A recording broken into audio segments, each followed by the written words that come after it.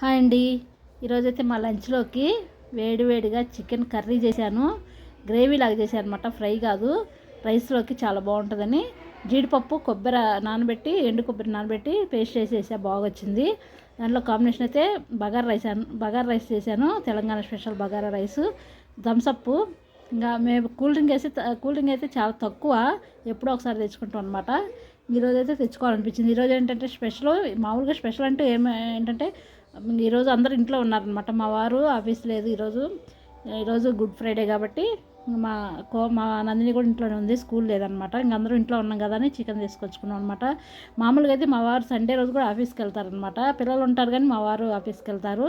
మేము ఎక్కువ మా వారు అందరూ ఇంట్లో ఉన్న రోజు తీసుకొచ్చుకుంటాం అనమాట. సాటర్డే మండే తప్పితే ఇంకా మా వారు ఇంట్లో ఉంటే తీసుకొచ్చుకుంటాం. అందరూ ఇంట్లో ఉన్నప్పుడైతే ఇంకా స్పెషల్ అంటూ ఉండదు, సండే అని ఉండదు అనమాట. అందరూ ఎప్పుడు ఉంటే అప్పుడు తీసుకొచ్చుకుంటాం.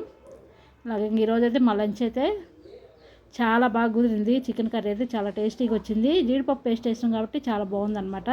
ప్లీజ్ అండి, వీడియోకి అయితే లైక్ చేయండి, షేర్ చేయండి, సబ్స్క్రైబ్ చేసుకోండి ప్లీజ్ అండి, రిక్వెస్ట్ చేస్తున్నాను.